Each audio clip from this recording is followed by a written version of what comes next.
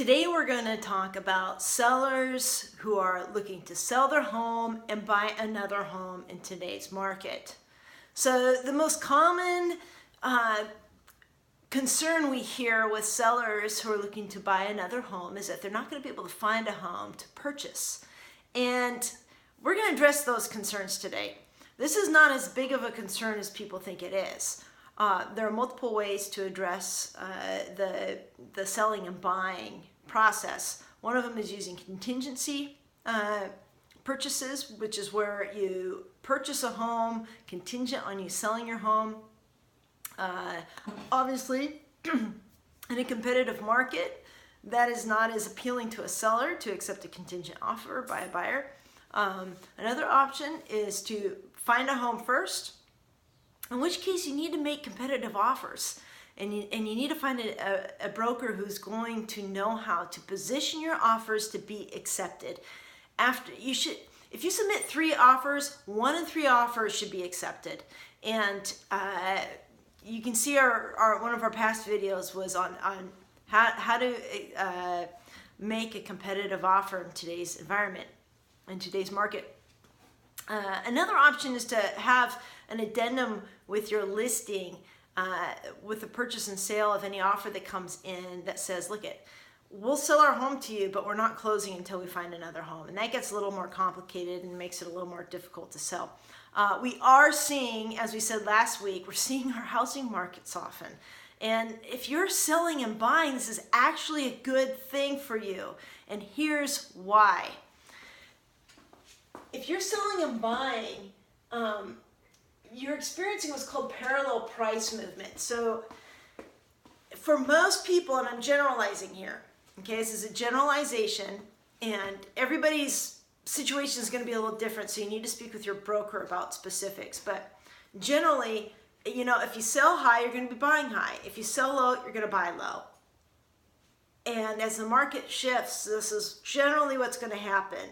As you sell at this price, you're going to buy at this price, okay? The market's going to move in parallel motion. So, there's no need to panic about, I've got to sell high, because you're going to buy equally as high. Or, oh my gosh, the market's falling, I'm losing money here. Well, you're going to buy lower. So that's what we mean by the market moving in parallel motion for prices. That's just it's a toss for you, if you're selling and buying. The big game changer, if you're looking to sell and buy right now, and this is why I'm recommending buy now. Do this. If you're thinking of selling and buying, do it now. Don't wait. And the reason is because of interest rates. We are seeing historically low interest rates. We're currently around 4.5%. We've been kind of going up and down a little bit, right around 4.5% for the last few months or so. And today is July 9th or so. It looks like we're going to be holding steady there for at least a few weeks, a few months. There's no indications of things shooting up, but we know they're going to. We know rates are going to go up. They're certainly not going to go down, right? So that's where your savings is going to be. That's the advantage you have by selling now and buying now. It's on the buying side of things. Get that low interest rate. A little side story. When I was in my early 20s, and my dad called and said, Steph, you've got to go buy a house. Interest rates are 8% right now. You're never going to see this again. That's a historically low rate. Go buy a house. And, from my dad's perspective, him and my mom bought a home in double-digit interest rates. And most of the buyers that we're working with now who are younger than me have never seen that. They've never seen interest rates that were 11%, 21%, 15%. So when I bought my first house, we got a 7.5% interest rate. We thought that was a steal. To have interest rates at 4.5%, this is almost free money. So if you're selling now, your savings is on the buy side. Take that money that you're saving on the interest rate. And so here are some numbers for you. And these are round numbers. Just so you can see how the interest rate affects your purchase. Let me see here. Let's see how easily this erases. Alright. We'll have to get a more technically advanced system here someday. So let's just take an average $300,000 price home, just a nice round number. And at 20% down. And this does not include taxes and insurance, okay? So if we're looking at $300,000 home, 20% down, at 4.5%, which is where we are now, you're looking at a payment of about $1,216 a month, okay? Now, interest rate goes up 0.5%, which is likely to do by the end of the year. So, you know, and I'm just guessing here, I have no crystal ball. So at 5%, your monthly payment then goes up to, what was it, $1288